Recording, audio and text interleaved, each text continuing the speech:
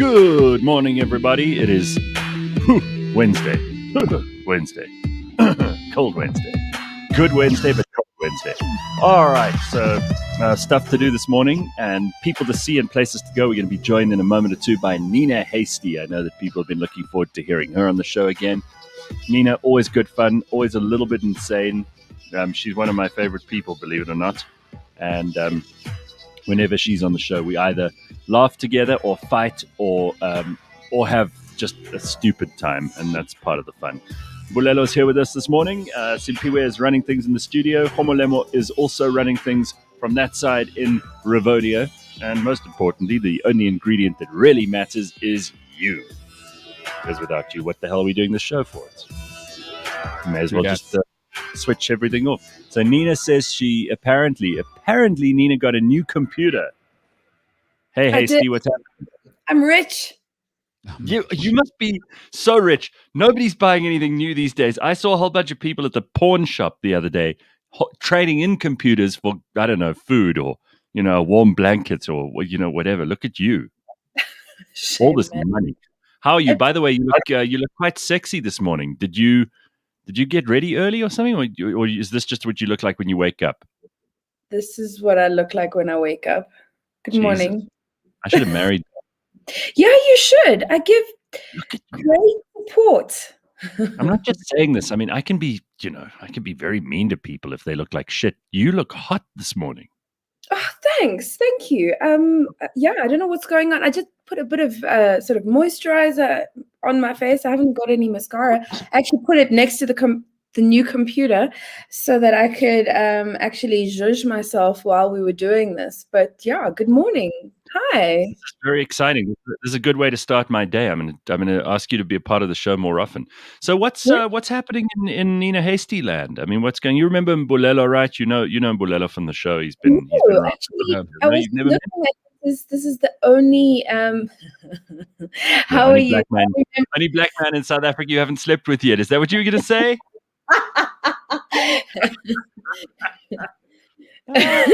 And I'm open to it, by the way. I'm open to it. COVID's been a difficult time. Thank you. That's great. I've decided that I'm opening my options up. So, Gareth, you're on the cards now. So that's cool. That's not due to you like lacking anything, or that you're not beautiful, or that your feelings are invalid, or anything like that. Although it kind of feels like that now. It's kind of like you've done the with all due respect thing. But, the sentiment that counts. We've been taking white lessons at night. Hey, Nina, I remember a little while ago, I was very excited. You butt dialed me by mistake on your phone. And I thought, wow, how cool that I was somewhere near your screen to such a degree that you managed to butt dial me. I thought that was quite exciting. What, were you sitting on your phone or something? What happened? Who knows? Who knows? I didn't ask at the time. I didn't want to seem too eager. I don't actually know. I think I might have been re-watching something that you sent me, or I get these random messages from Gareth every now and again, and it's just like some odd meme that he's like, only Nina Hastie will appreciate this bullshit. These days you have to be so careful. Like some people you just can't send stuff to. I used to have these lists and Zuckerberg changed the rules so that you can't forward things more than like 5 times or whatever. But you're on your own list. There's a Nina Hastie category, which is like the sick shit that I wouldn't send to anyone. I was thinking the other day, like my dad. So I was kind of really lucky. So I've got a dad and I've got a stepdad, and my dad is one of those oaks. You have the opposite problem to most South Africans. Yeah, exactly. Most people have two. Yeah. Who's gonna show up? Me. Anyway, so but I mean, it causes its own level of confusion. But we'll get to that in therapy when I'm 42.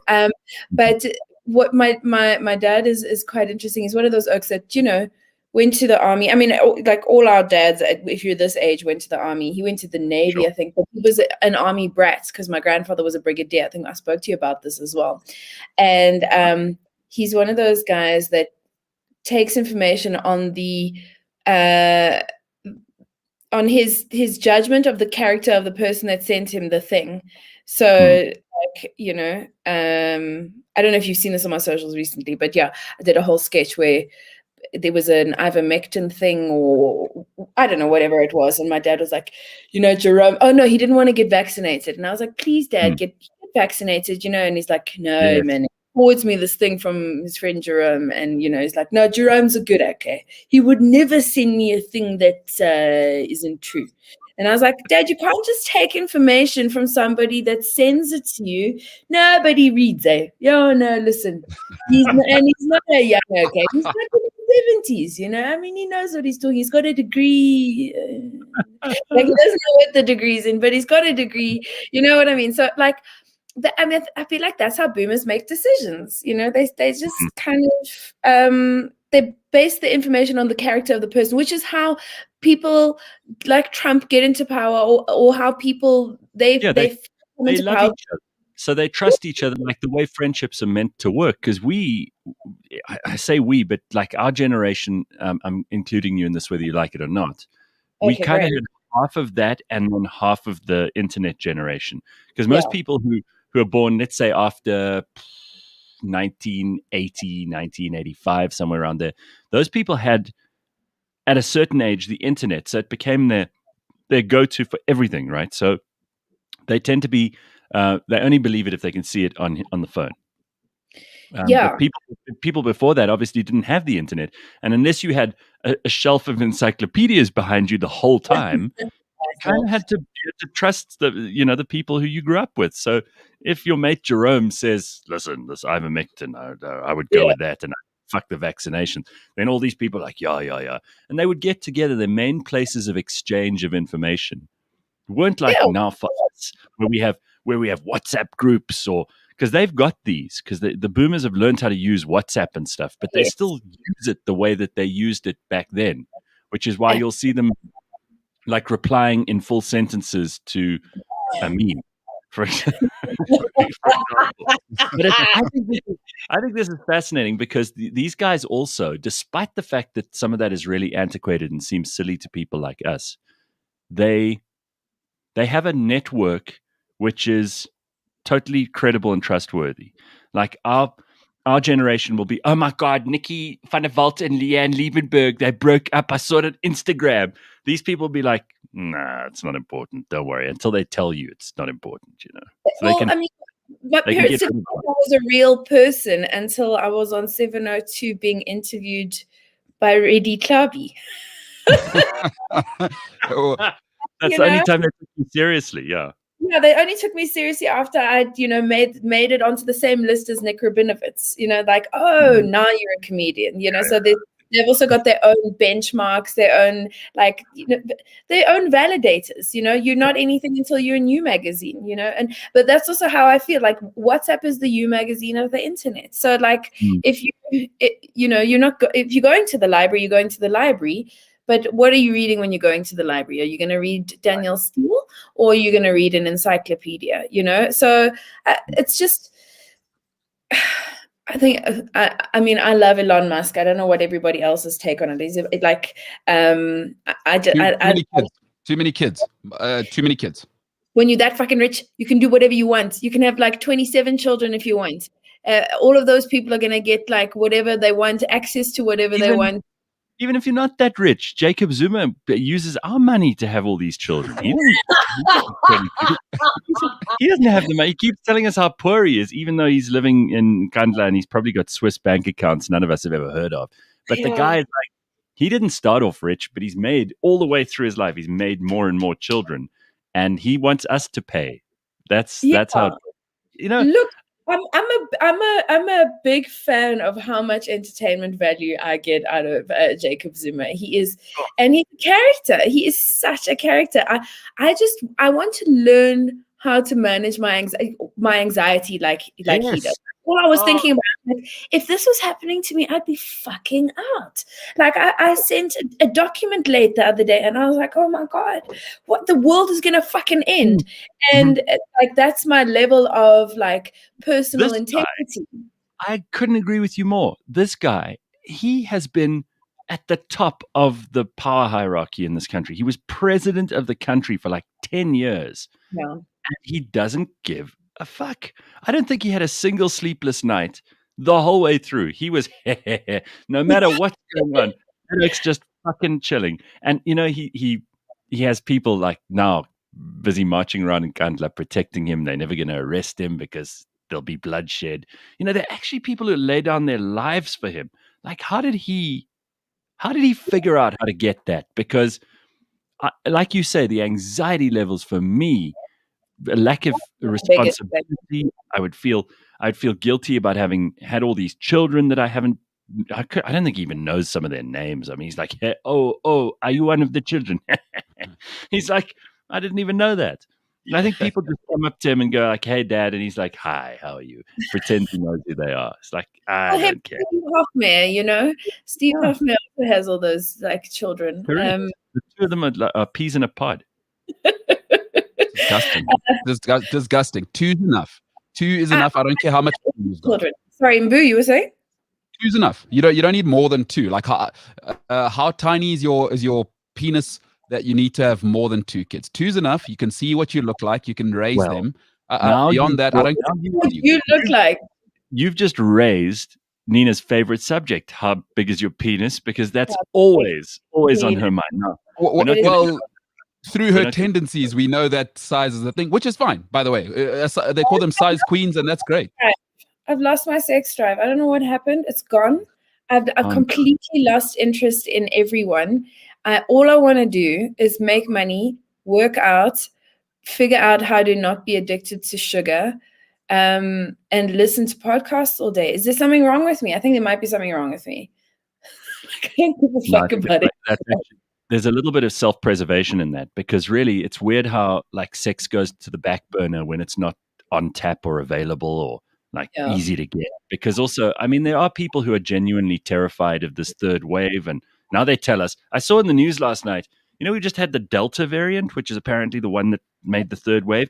Now on SABC News last night, I see this newsreader, and she's like serious. She's got this deadly, deadly serious face, and she goes, "We've now heard that the Lambda variant.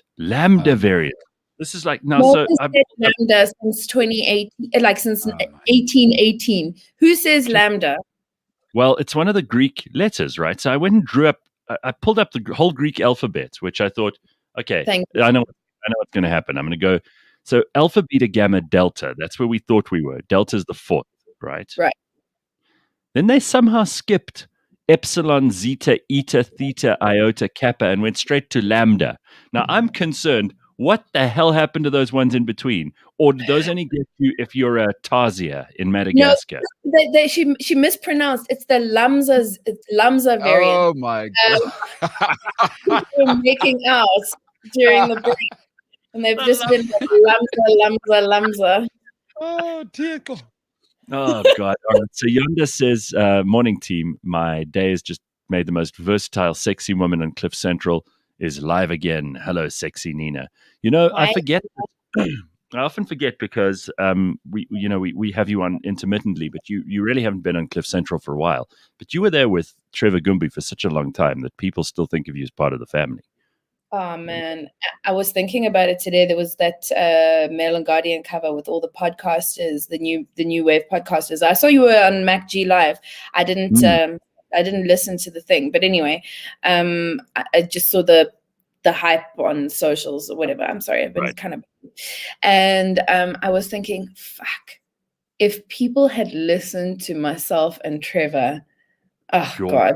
But you see, this is what, by the way, you are one. I'm glad that you owned up to having seen the Mail and Guardian. You're one of like their 6 subscribers that are left. I don't know how they stay in business. That is the worst paper in the country. On social media.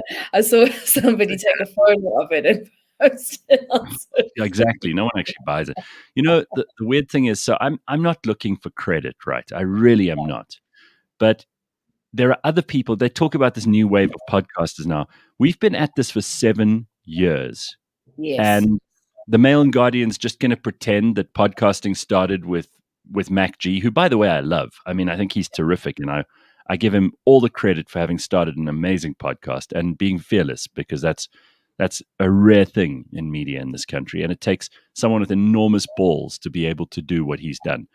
Right. But if they'd mentioned like Nina Hastie and Trevor Gumby, because really what you guys did with TG Squared was way, way more hectic than anything these pishers who are on the front page of the Mail and Guardian now have ever done. You guys were doing stuff that was never, it still wouldn't be allowed now, let alone then. In fact, I phoned you and I was like, please pull all that shit. It will destroy my career now. No, we took it all down. We had to, Gareth, the stuff that we were saying, I think, but there was also a place and a time where everybody had just been so constricted on so many levels that people wanted to hear some element of, like, people wanted to hear stuff like that Trevor Gumby and I were talking about. They wanted to hear about sex in a way that, like, okay, we can think like this. We're allowed to experience this. What I think so many people loved about that show, because it was easily it was always in the top 5 of the shows, and we used to rank them because people liked that, and then we'd give an award at the end of the year for the show with the most downloads, and TG Squared was always right up there, because so even though I knew you and Trevor, not like close friends knew you, but I knew what you guys were all about. It was almost like we were allowed into your heads for an hour, because this wasn't rehearsed comedy. This wasn't you guys on stage doing your routine. This was almost like the writer's room.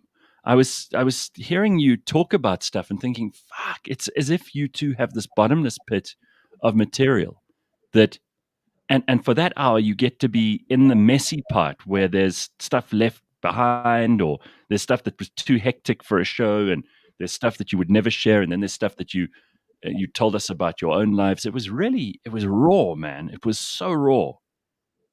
It was raw, and I think I saw Trevor the other day. We don't spend as much time together anymore, just because we're older. I mean, back then we just had each other. We were just out in the streets in the world, and we'd like lived and had all these experiences, and also being on the stand-up comedy circuit. But at the moment, we don't have a circuit, so it's like it's a bit soul destroying. But I've also just realized that comedians are just a bunch of cunts, really. Like, I mean, I love the rest of them. Are just them. Wow. That's so funny. Yeah. No, I just kind of feel like the experiences that you have with people, comedians, a lot of them were like really. There was the rock and roll era of comedy, like rock and roll. We were all like, it was drug, sex, rock and roll, and then that just became unsustainable in general, and also people stopped accepting you being like really high when you got to their gigs.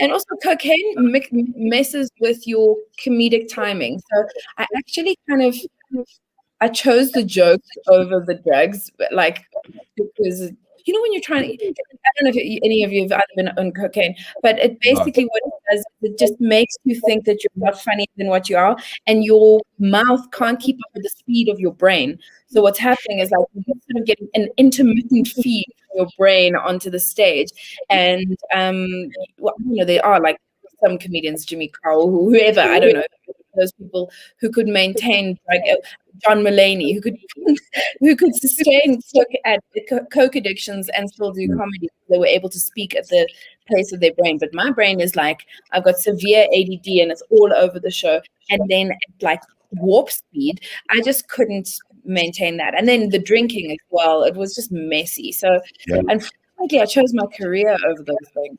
No, fortunately, thank God. You might not even be here.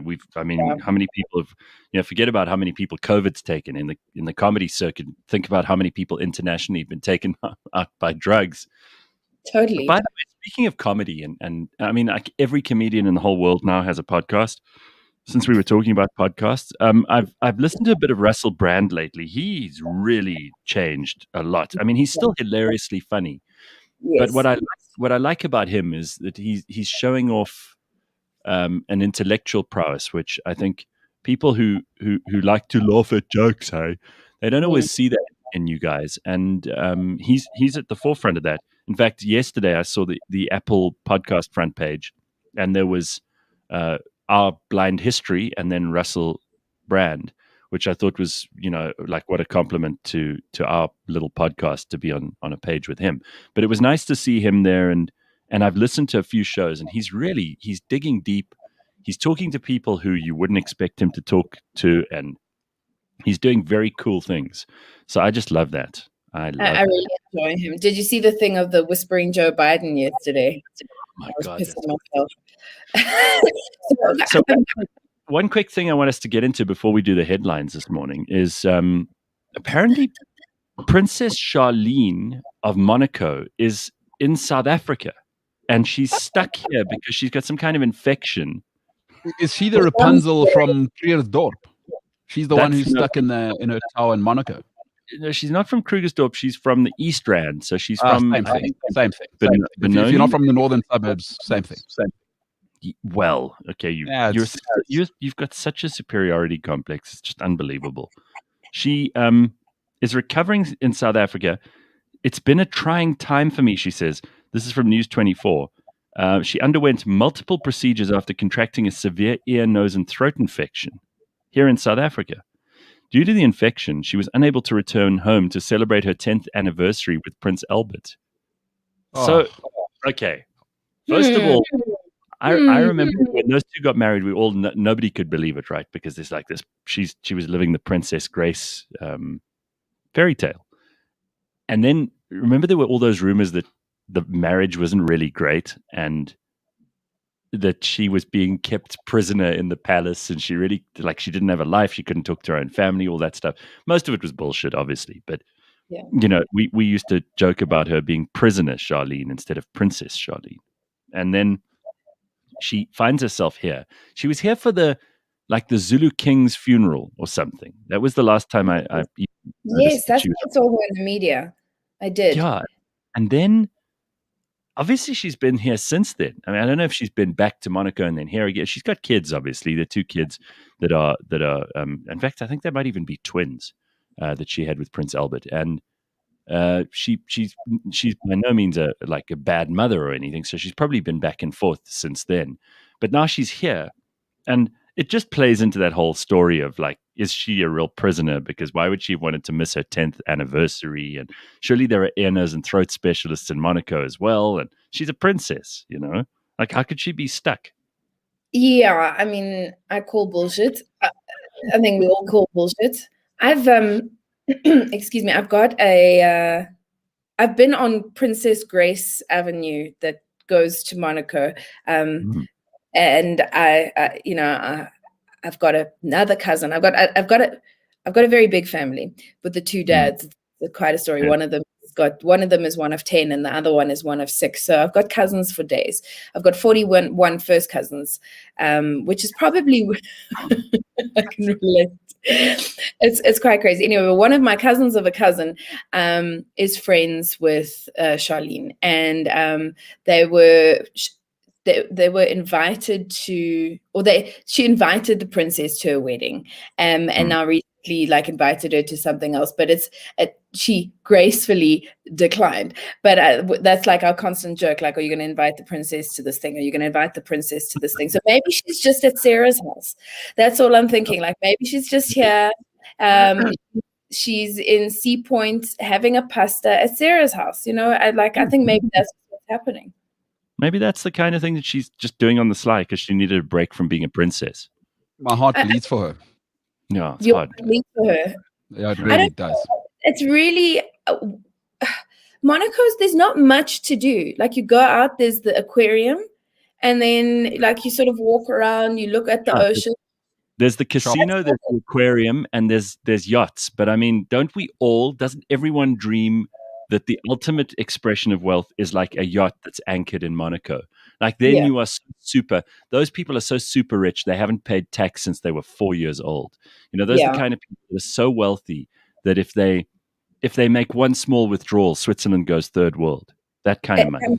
Exactly. I'm trying to find a photo of there was a huge yacht. It was called the A. Do you remember? There was like the Russian billionaire that bought Roman this. Abramovich. Abramovich. Yes. So He's also one of your cousins, isn't he? No, he's not. He's not. I wish he was, but I did see the yacht. I saw it in real life. I saw it like stationed. It like followed me around the coast because it was that year that I was like up and down on that sort of French Riviera. Anyway, and Nice. and That was the year. this thing. And it was so huge. I've never. I thought it was like some sort of military thing. I thought the army was here, and it was like really, really like it's massive. It's the biggest ever sailboat in the history of the world. And apparently, they were just like models jumping in and off it. While their wives were making babies or whatever it was. But that's really hectic. I mean, I'd love that life, but if it floats, flies, or if it flies, floats, or fucks, rent it, don't buy it. Yes, exactly. So I mean, that is some seriously rich people advice. I mean, like none of us are ever going to have that problem. God bless you, Bulelo and Nina. If either of you end up being billionaires, then may you remember those lines, because the only people who've ever said those lines to me are people who are so wealthy that they actually, like, even if they did buy those things, it wouldn't make a dent, Yeah. If it flies, floats, or fucks, yeah, that's it. Rent it, don't buy it. And they do it. They live by that. They rent those boats. They rent those boats for a summer season, and then they carry on with their life. Because the maintenance on those things, it's just such a waste of money. Because I think the statistic is if you own a yacht, the statistic of the time that you spend there is 3% of your year you spend on this yacht. It makes absolutely no sense financially. What's also so interesting, and I don't know if you've ever seen any of these shows that are now on reality TV about all these people who hire the yachts for the weekend, much less wealthy people, but they still want to have a feeling of being wealthy. So they hire it for the weekend, and then you hire the crew with it, and there's a chef, and there's a captain, and they're the people who swab the decks, and they're the people who entertain you and all of that shit, but it's just for you and your friends. And there are so many South Africans who work in that whole yacht world. Thousands yachties, but like hundreds. I don't know if it's thousands, but there's South Africans in almost every episode of this show, and I haven't even watched more than 3. But there's always a South African. So obviously, this is where a lot of South Africans are making quite a lot of money. Listen, if you want to do it right, sorry, Mbu. If you want to do it right, you got to do Yacht Week in Croatia, right? Nina, not sure if you've done that while you were living your best life in the Riviera. No, but that's from Dubrovnik, but I've just never been home because I wanted to make a big deal of it. But anyway, clear. Yeah, also Croatia is a bit of a dump, but so you're not missing anything. But the way to do it for us poor folks is just get yourself to Yacht Week. I promise you'll never regret it. You live that life without having to be an actual dickhead. Really Did you go? Oh yeah, no, I used to be all up in it back in the day. When I was young and handsome, but. Well, the time waits for no man. My time's over. But Yacht Week, I highly recommend. Around and you just up in the. No, so Yacht Week, lots of boats. Everyone's around. It's a big party. It's generally a lot of trust fund kids from around the world. And I kind of managed to get in someone's slipstream, so I went twice, and you just have a great time. That's so cool. All right. Oh yeah. I want to quickly do just 1 or 2 headlines, because there is stuff going on that we need to talk about, believe it or not. I mentioned this Lambda variant, which is apparently a thing, and they're worried that it might even be, immune to the vaccine. I don't know. I just don't. I think that there's so much fear mongering going on, until. And by the way, the only reason that we're even talking about the Lambda vaccine is because a Chilean university in South America has published a paper in one of the journals, but the paper hasn't even been peer-reviewed yet, and yet people are jumping on this Lambda variant. It's like we want to be afraid. There are some people in the world who just love the drama, and they cannot wait to tell us, when you're over this, or when you've been vaccinated, or when you've had corona, it's coming again. Don't give up on the dream yet. It's still coming. They love it. South Africans have been addicted to complaining this whole time, when everything was okay, when you've had all the privilege and all the amenities and like absolutely everything, you still complain. So, and then like punctuated your sentences with can't complain, or opened them up with can't complain, and then proceeded to complain. I think it's a South African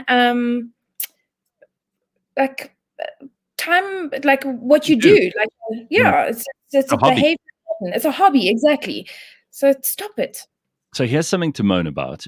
Champagne, you can only call it champagne if it comes from the Champagne region in France. Even if you make it, it's called sparkling wine. And there's something called the Appellation of Controlled Origin that all these countries have signed to give France this, special position of being the only people who can make real champagne. So the interesting thing about that is that the AOC, the Appellation of Controlled Origin, Vladimir Putin of Russia, he says, I don't care about this AOC thing. I'm not signing it. And so apparently Russia is just going ahead and calling their own champagne, that they call it in Russian, Shampanskoye. And they're going to carry on using that. They don't give a shit what the French say, and they're not going to abide by this dumb Appellation of Controlled Origin rule. How do you like that? Let me tell you what's great is, so if for people who ski and snowboard, is when you go to the French ski resorts. I mean, what must I do? Apologize for being born middle class? There are two people in the whole audience who are like, oh yeah, I understand exactly what Mbulelo's talking about this morning, because everything's so super elite. Must I turn things back and be born from, my parents were working class, they worked hard, and I was born middle class. I'm not going to apologize for that. Anyway, my point is, when you go to the ski resorts, right, is they cannot stand the Russians because, so the way Russians roll in clubs is that they stack, very Nigerian vibes, is they stack the cash on the table. They don't do this credit card thing. So, like, I remember when I was in a place called Val d'Isère, and I was just chilling there, and I could just see the tension of the yuppies, because Val d'Isère is douchebag central. And I lived in Russia, so I know the Russian guys. So I was in the mix. I was like, I see these guys, and they just stack it on the table, and they cannot stand them in like the Alps, like Switzerland. And so I love it. I love it when Putin gives it to these douchebags. They just ratchet. They're like ratatata. It's just like the ghetto. They plate their guns in gold. They leave the money on the table. They actually have the hookers like wearing like necklaces that say I am a hooker. They don't. There's nothing understated about Russian money. Nothing. There's like being at the Alice Lane gym at 11 a.m. In the ladies' bathroom. And then, darling, I was saying to him, we must check the footage from last night. He was very out of order. Anyway. You do that well. I want to just remind you, this morning we've got 2 or 3 things happening, and if I don't get this out here now, then you're not going to know what's coming up. So let me just give you a quick précis. Sean Sanders is going to join us from Revix in a moment or two, so we can talk about the new Ethereum upgrade. That's if you are a cryptocurrency fan, and even if you're not, just checking in with Sean every now and then gives you some idea of what's going on in that world. So it keeps you on tabs. And then later on, we're going to talk to a guy called Mark, speaking of like Russians and their guns. So Mark Mulder, he does, he started a little business that helps people to get their gun licenses more easily, because, they're talking in South Africa at the moment, our legislators, God bless them, our politicians are trying, Becky Taylor and company, to make sure that the only people who have guns are the crooked police. So that basically, not only are you in huge trouble when someone tries to steal your stuff or kill you or take your wife away in chains or whatever it is, now they also want to remove any chance that you might be able to defend yourself. And then you have to call the police, who will in turn arrive and do even more horrible things to you. And we don't have to look very far. You remember a name like Andris Tatane? You remember that guy who was killed last year during lockdown by the police? I saw a story in the news about a doctor who was arrested last weekend for being outside of curfew or something. This doctor was actually going to treat someone in an emergency. And, the Metro Police, can you imagine anything more embarrassing than that? The Metro Police pulled him over and wanted to know why he was outside of curfew. This is what they're thinking of. So we're going to speak to Mark and just find out about that stuff. I'd be very curious, because I've been seeing a lot of stuff on social media, like 3 different people on my timeline went to gun ranges this weekend, and I was like, what are you doing? And well, we've got nothing else to do. Cyril's closed everything else down. What are we supposed to do? We're going to the gun range, and it's very cathartic, and it's this and it's that. And I have my own thoughts on that. I have a very bad temper, and I am, I do suffer with mental health stuff every now and again. And if I'm having an episode and I'm angry, I'll fucking kill people. So I don't think I should have a gun. I'll just stick to my fists. So a little bit of stabbing, Well, I mean, you got that Serbian blood. You got that Serbian blood, so people should watch out for you anyway. Yeah, exactly. I grew up with guns. Everybody. My gran had a gun. There's a sawed-off shotgun at home. I've shot with a Luger, 38 special, rifles. You know what I mean? So okay, well then you got to stick around till 7:30. I think it's going to be a lot of fun. All right, let's turn our attention to Sean Sanders quickly. There's stuff to catch up on with Sean. And he is, of course, the co-founder of Revix, and we've got some developments in the worlds of cryptocurrency in particular and Ethereum this morning that we got to check in with Sean on. How are you doing, Mr. Sanders? Good morning, Gareth. I'm good. How are you doing? Yeah, fantastic, bro. Can't complain. Nina Hastie's with us this morning, as well as Mbulelo. Let's find out what you're up to, and more especially what Ethereum's up to. There's some kind of upgrade this week. Now, I never understand what this is. Is this like when your computer tells you it's going to upgrade its operating system, and then that beach ball comes on, and then it doesn't start on time, and all that kind of thing? What does this mean for the cryptocurrency, and what does it mean for the value of that cryptocurrency? Yeah, that's actually a very good analogy. So cryptocurrencies are software ready. Just like your computer goes from one operating system to another version, that's exactly what's happening with Ethereum today. People don't know this, but because cryptocurrencies are decentralized, meaning that there's people all over the world contributing to them and building on the various software and developments that have taken place, they're constantly going through upgrades. Some upgrades are never accepted. Some upgrades result in forks. So if you remember back to 2017, you had Bitcoin break into Bitcoin Cash, and then there's the traditional Bitcoin, and then Bitcoin Cash, which was that fork, actually then broke into 2 other Bitcoins.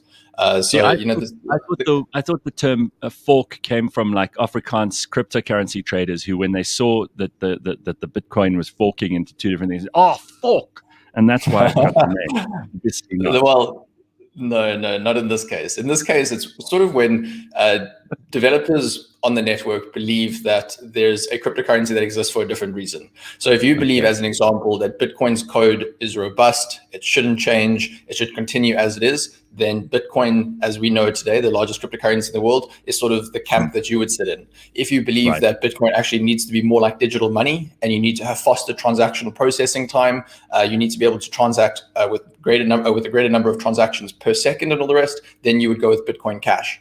And that's sort of how these hard forks happen. But with Ethereum, if we're looking at that upgrade in particular, so this is focusing on 2 main areas. Firstly, an environmental aspect, because remember, proof of work, which is what is used, and there's so much jargon, so I apologize in advance with all of this, but proof of work is how you validate transactions on the Bitcoin network and currently on the Ethereum network as well.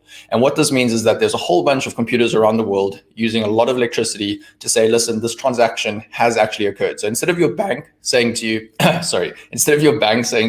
this transaction, sorry, it's an early morning for me still. What's that mean? Instead of your bank. I said the B word, guys. I said the B word, so it came out a little hard. No, it's just whispering like Joe Biden in the background. Bank. But instead of your bank saying to you that this transaction's actually occurred or not occurred, there's a network that is saying, listen, this has happened, this hasn't happened. Now, how do you incentivize people to act in a good way, not to look to steal money and all the rest? You need to have some sort of incentive mechanism where they get rewarded. And this is the whole idea of mining. So mining and verifying transactions is currently a big talking point, right? Especially from an environmental aspect. What does this upgrade do to the value of the cryptocurrency?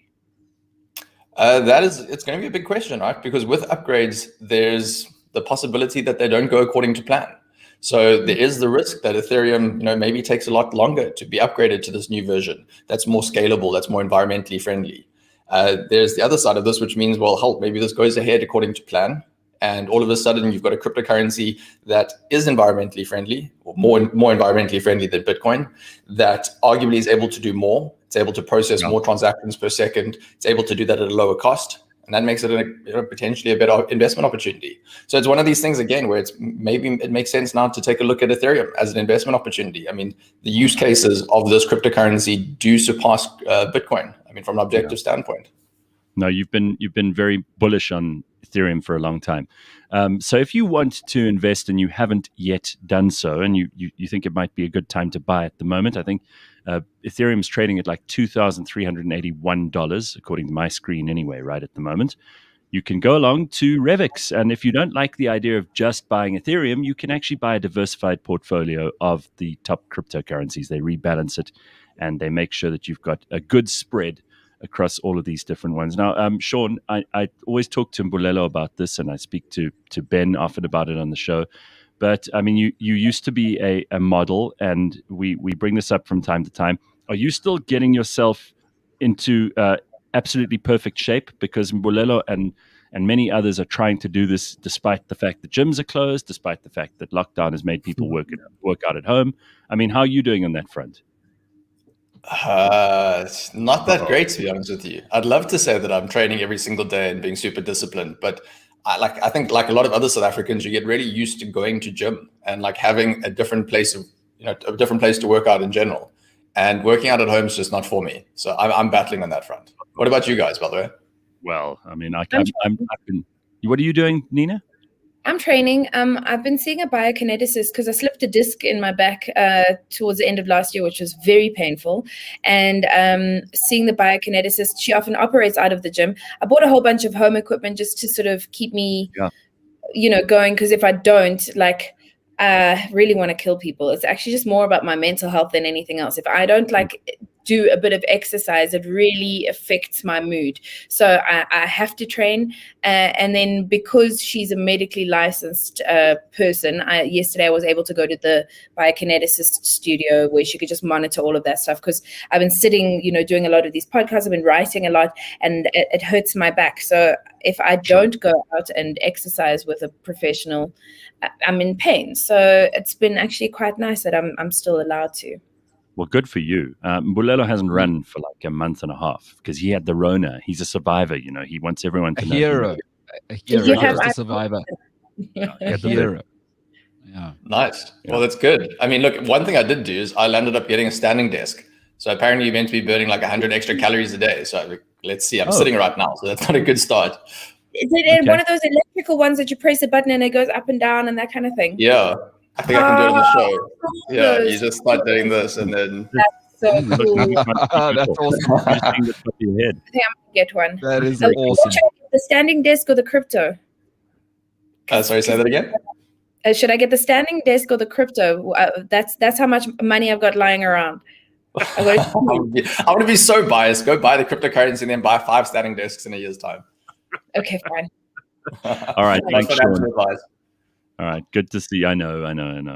We've always got to put that proviso in because there's going to be someone who actually does that, and then they're like, "Why did I buy 5 desks? Sean told me to. I'm going to make sure he gets sued for this." All right, thanks, Sean. Nice to see you, dude. Awesome, guys. See you soon. Take care. Sean Sanders, Revix.com. If you want to find out how to get yourself a nice diversified portfolio of cryptocurrencies, that's what you need to do. Revix.com. Sure. These standing desks, a friend of mine told me about them the other day. Well, I said the other day, it's like a year or two ago, and he swears by them. And maybe that's a thing worth spending some money on. It's like putting solar in or something like that. It's a big expense because they're not cheap. Hey, they cost, especially like 11 grand, I think. Yeah, the fancy ones. I bought this chair at that ergonomic place, and the chair, I didn't actually ask. It was so dumb because all I could think about is I need to sit on a thing that doesn't give me pain. And then I got the bill and it was like 7 grand. And I was like, oh, thanks. Okay. I'll just pay this 7,000 rand over 2 months in that case. And the desk was like 11 grand. And it was during that hard lockdown where like none of the clients paid, or no one could get to work to sign off. Like how did everybody just stop functioning like as human beings? Like how could the accounts department not work anyway? But eventually they got their money. What's the thing? This is a very it's a very strange thing that I also do sometimes. You don't check the price on something because you think can't be that much, right? It's a chair. And then you get to the till, but you're too embarrassed to actually go, oh, Jesus, I can't pay that. Take that back, put that back. So you just pay, you just take the pain, and you know that for that month you're going to be eating like salty cracks with nothing on them, you know? Yeah, absolutely. I mean, you've also just got to weigh up like what's important to you, and you're sort of like your priorities change. I realized something. I had a joke from earlier, but I forgot about it. I wanted to say why there's so many South Africans on the yachts, and it's because white South Africans used to waiter at Mug and Bean. And they're like, no, I just get paid in rands. I can't cope with these rands. What happened to like there used to be waiters that were like varsity students? What happened to that? No. Where do all those people that used to waiter at things? It's mostly foreign nationals that are waiters. Have you noticed this? I don't think it's changed. It's been a very slow but very very dramatic in some ways change, because if you just were plunked on planet Earth in South Africa at a Mug and Bean like now and 10 years ago, you'd immediately notice that all the waiters were different. Yeah, it's a completely different thing. I used to wait at Mug and Bean. I used to wait at I made a lot of money as a waitress. Lots of money as a waitress. You can imagine. I'm 5 foot. My boobs used to be a lot bigger. You know, you sort of like lean into the neck and go, sorry, sir, can I? I was basically just would you like another bottomless coffee, you big fat Yeah, exactly. Listen, that was my thing about the standing desks. It's kind of like the guys that always have the most expensive bicycle. Actually, it's always like the fattest douchebag who has that desk. All of the nice toys. Generally, it's like, hey, maybe take a walk. This desk that you just paid 100,000 rand for, it is not going to help. It's not going to change the situation from you looking like you carrying triplets, Paul. You know, it's like the guy who has a 200,000 rand bike. Haterade. You're drinking Haterade this morning. You're drinking Haterade. I've called it what it is. You just haven't met Mbulelo. He does this every day. There's something. Really? Yeah. Have you seen a skinny cyclist with the most expensive bike? Have you ever? It's the same guy. It's always fricky. No, I know I'm right because I know what I'm saying. It's just that it's uncomfortable for people to hear it. It's the same douchebags who buy the standing desk. Except obviously this morning. This guy. Sean's an anomaly. I mean, like Nina's now dating white guys. It's not going to be a consistent thing. It's just going to be she's going to dabble and then get back to default. You know, so it's an anomaly. It happened. Are you planting seeds, Mbu? Planting seeds. I see. I was at Cliff Central yesterday. Jane had the best day ever. It's amazing how little things can sometimes just turn your whole world around. So Jane has been complaining that she doesn't have her own personalized mug. Jane obviously is our domestic goddess. I haven't seen Jane in years. I must go say hi, actually. Well, she's really in charge, and she had the corona like 2 months ago, and we were worried about her. She was the only one who had it very seriously. Sorry, Mbulelo, to break your obvious victimhood and your heroism here, but Jane actually had it worse out of all of us. And she was on, this video was sent on the Cliff Central group yesterday, which I'm going to share with you. She is the happiest person in the world because Spike, who is not Spike is not the most emotional person in the office. You know, most people think he's dead cold, but he went and had a mug made for Jane. I don't know. It's so sweet, but watch this quickly. And she's just so happy about this damn thing. And it shows you like people are all of us feel like Jane does in this clip when something good happens at this stage, because there's so little good going on around the world. Yeah. And when you're in the office, if people actually are in the office, it's like get in, get out, sanitize, wear a mask, all this shit. So just listen to Jane having a happy time. It doesn't happen often. Seriously, who bought me this mug? Oh, I love this person with all my heart. Who bought me this kind of mug? The person who bought this mug, I give you 100% of my life. Oh my God, I love you. I don't know. Oh, Spike! Oh my God, Spike, you are love of my life. Oh my God, Spike, you really made my Tuesday. Oh my God. She's not even putting on a show. I mean, it goes on for like a minute. She's genuinely thrilled by this. She must have had 4 cups of coffee. What a treat of a person. What a treat of a person. Jane is just the vibe. Except if she hates you, then she really hates you. She really hates you, really. Oh, listen. Hey, somebody like really pissed her off That's to the not point. nice. That's not nice. Well, Who thank said you, that? Who said Siri. Siri Ah. said it. Siri just replied to you saying if someone hates you, and she goes, "That's not nice." Like your fucking school principal. She just joined the conversation. That's not nice. That's it. Your Siri is like a Karen. Funny. That's so funny. That's not nice. This new Wow. computer came with morals. The M1 chip. The M stands for morals. Uninstall the moral pack because that's gonna definitely clash with your joke writing. There's this lady that worked for my other cousins in Villefranche. She's this essentially she was their domestic helper, and she's English but working in France. But she'd been there for so many years that she kind of speaks with this English accent, with a French accent when she speaks English, even though she's like this chav. So she'd like walk into the flat, and then when she speaks English, she'd say things like, yes, I've cleaned up everything. And she's like this blonde woman with these big boobs, and she's like wearing a Chanel shirt, but she's come to clean your house, And she's like, oh, it's just how do you say in English, rendezvous?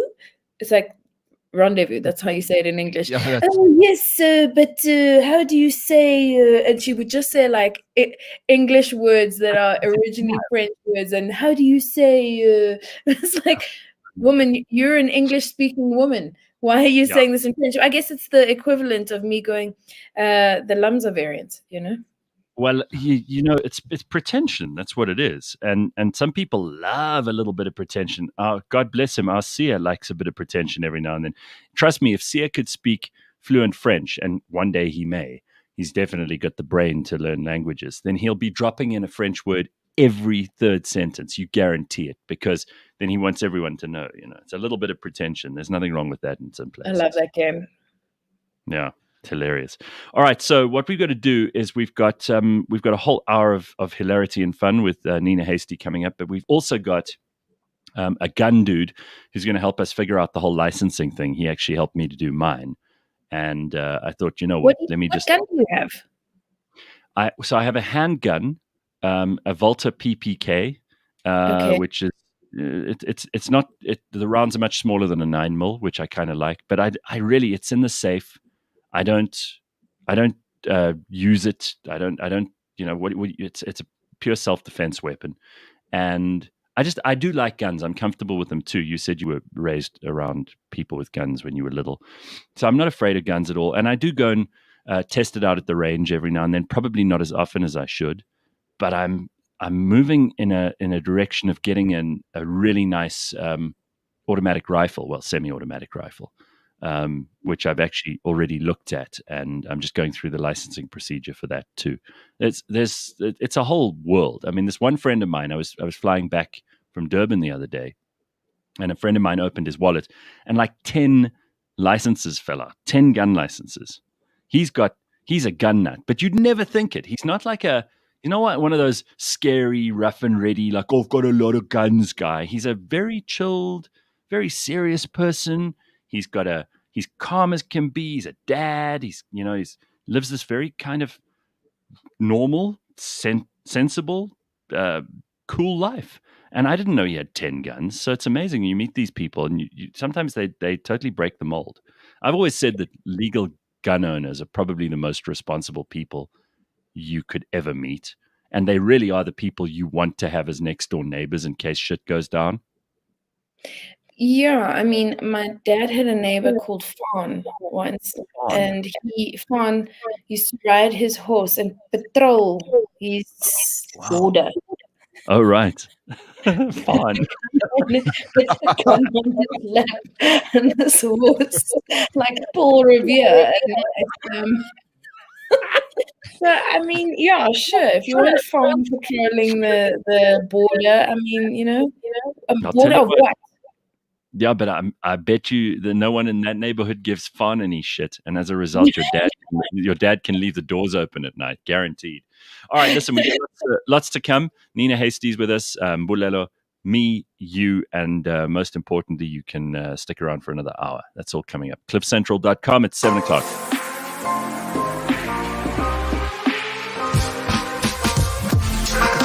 Coming up on Auto Central.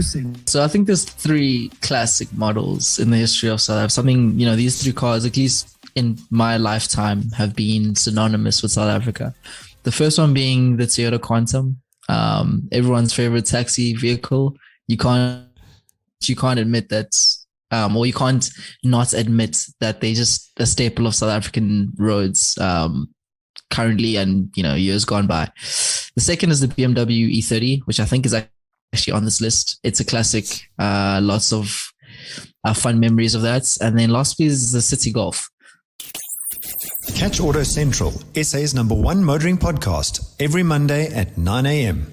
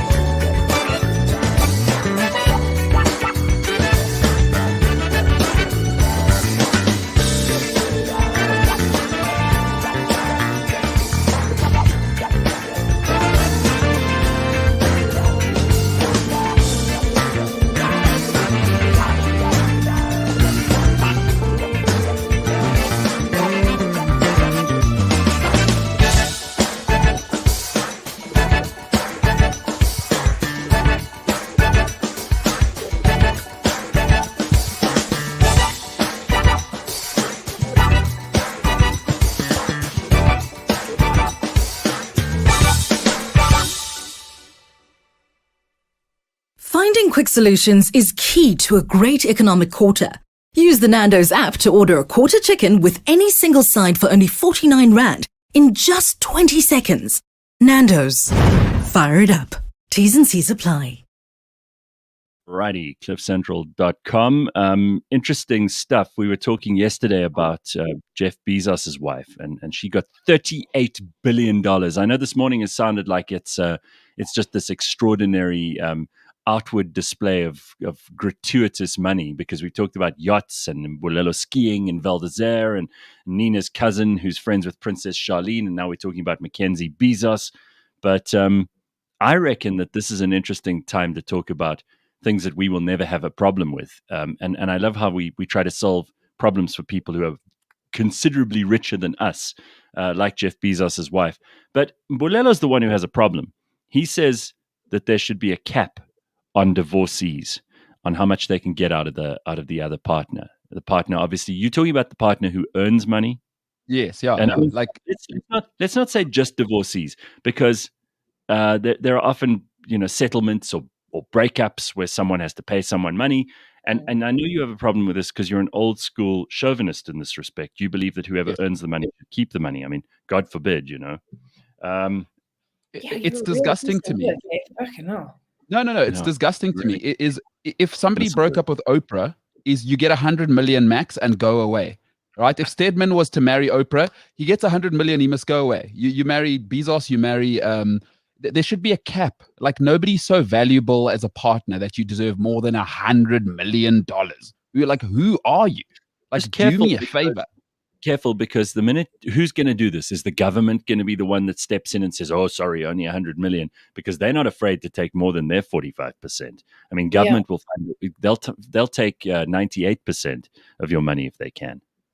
Well, this isn't the time for us to get uppity. If we're really about what you're saying is let's stop paying taxes. So we've already bought into the system. So let's let them keep making the rules. And Bulelo, if Mackenzie and Jeff break up and he's worth a couple of billion, and she says I want half of that, then the lawyers fight it out, and somehow someone decides, like in the court system, how much she's going to get. But why the hell should we be applying some kind of cap on this? It's like people who say they should. Kids? I don't know. Do they have kids? Yeah, they do. How many? I don't know. 23? 22? Bezos doesn't strike me as that. He's got 2 kids for sure. No ego. I'm about business. I'm just, when people start talking about a cap, it's not your money. We don't have to solve this problem.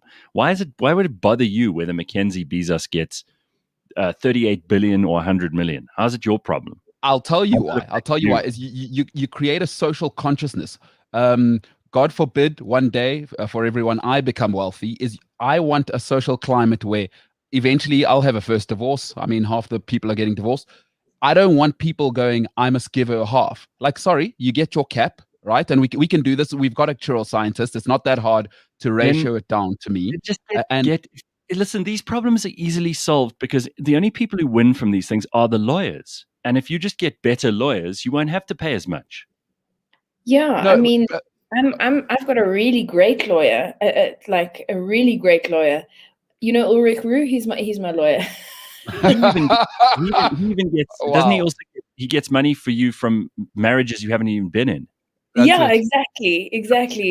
Like someone just looked at me funny for that weird sex tape that I did. But I think that it's important. I think that it's important that somebody gets their fair share for if they had to sacrifice something for being in a relationship with you. So I don't subject myself to anything. I'm on the other side of it. I would like to charge someone for the time that they wasted while I was in a relationship with them. Yeah. And you want damages. I want fucking damages. I've just come out of a toxic lockdown relationship, and I would like damages. The amount of therapy that I've had to pay for, all of that shit, fuck you, seriously. I got to ask you, because the last time you were on, you told us about that dude who offered to pay you money for pictures of your feet, and he'd started a whole website. What are you talking about? I'm on Wiki Feet, so I've decided I'm going to start a OnlyFans page for my feet. Open the internet now and type in Nina Hasty feet, and there's a website. I think there's about 156 photographs of my feet, and that have been scavenged from the internet and put onto a website called Wiki Feet, where you can look at famous people's feet. And I definitely think that that's something that I'm going to start an OnlyFans for. Like, what is your fetish? So I've got like this really great microphone. Do I put like lotion on my feet and like have like little feet videos? If there are any foot fetishists in the house, please tell me how you'd like me to present my feet, because I don't actually know what people are looking for. Is it a still shot? Is it like phallic symbols next to your feet? Or is it like the lotion? Is it are you doing a pumice stone on your heel? The minute anyone uses the word lotion, I just think of that.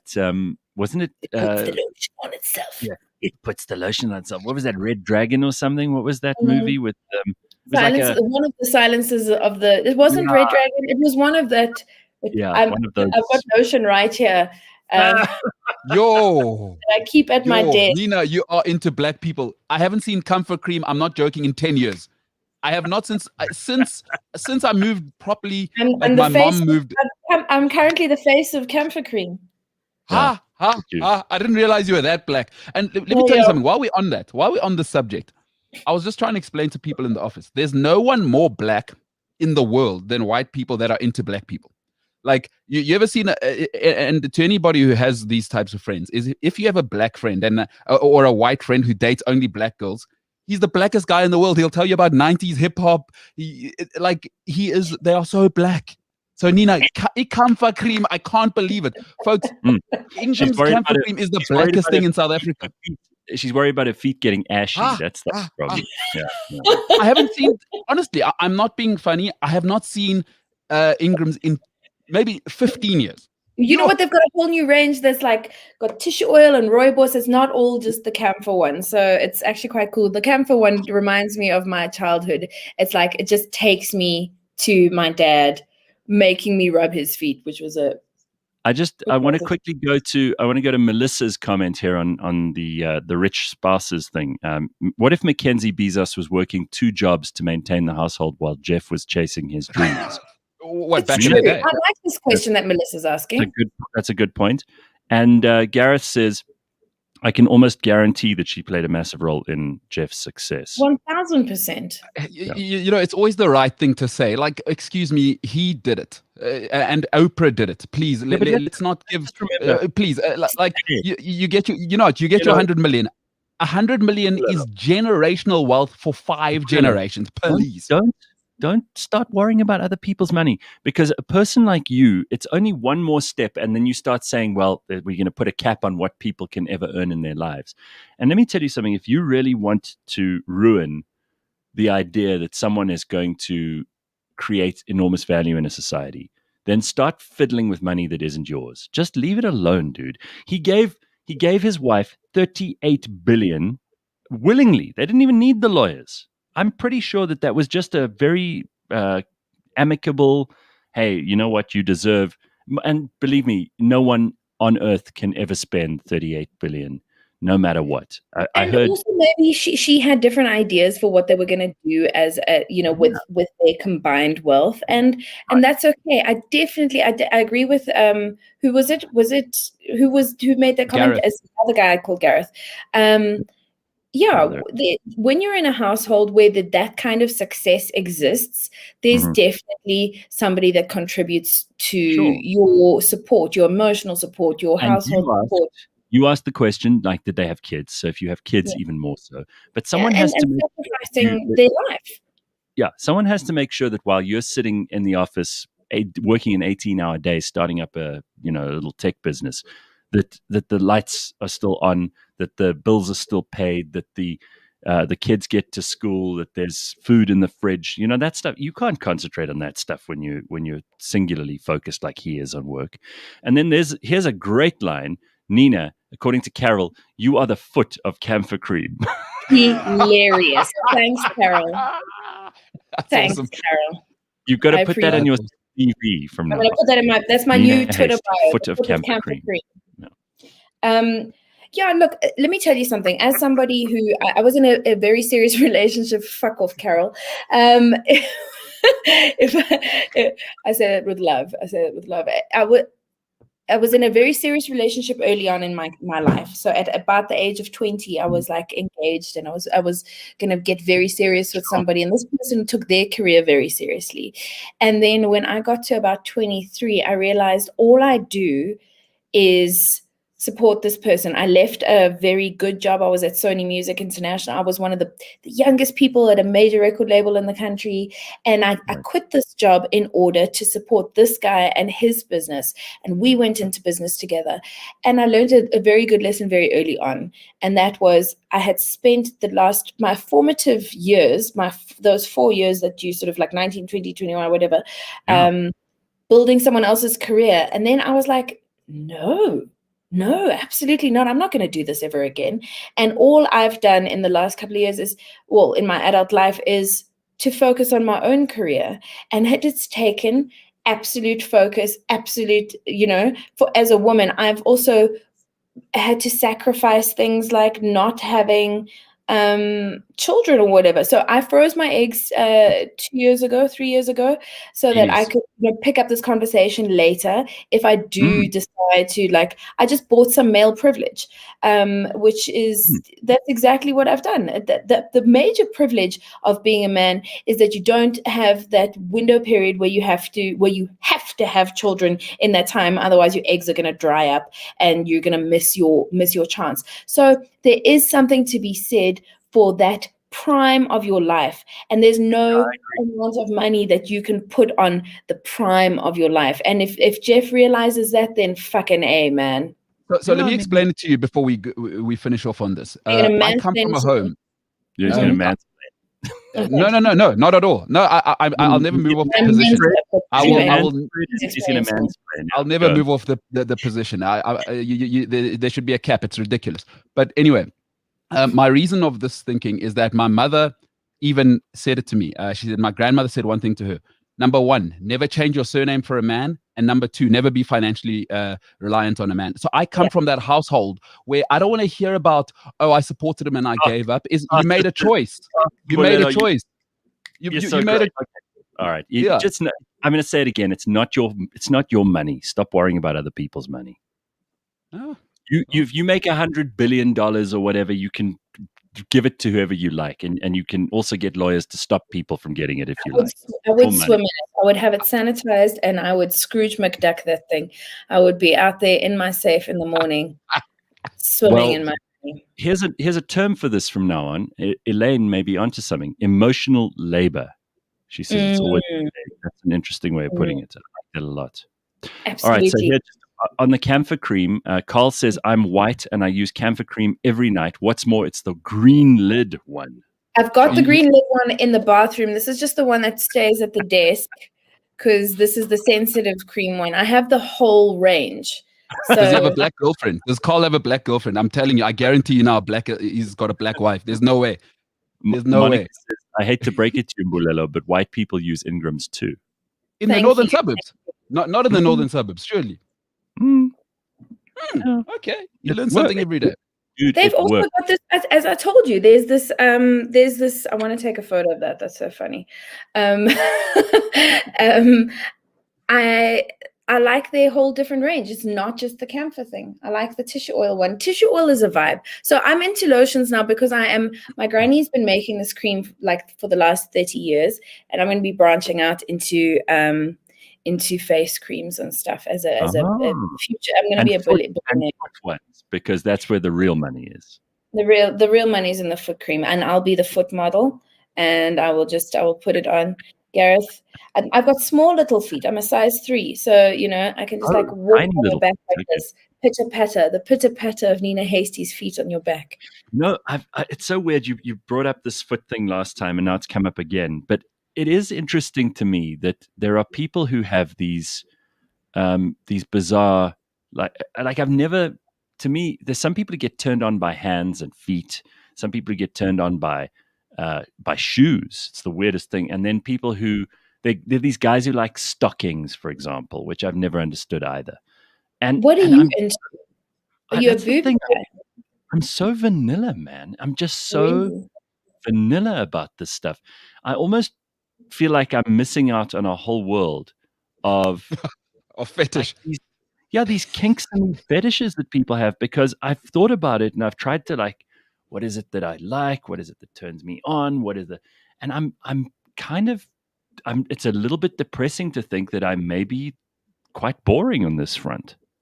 Yeah. I wish I had a thing, because there are, one of my friends, he's massively into Indian girls who wear like a certain outfit. It's his thing, right? And he's a white dude, and this is his turn on. And now we all obviously joke with him, anytime any attractive Indian girl walks into a room, for example, we all look at him, that kind of thing. And it's just, it seems to me like people have this thing and I don't have one yet. So maybe I need to learn how to, maybe I need to acclimatize into one. I'd like to be into, what's the Japanese art of rope binding? It's called something. Yes. Yeah. That's a whole thing.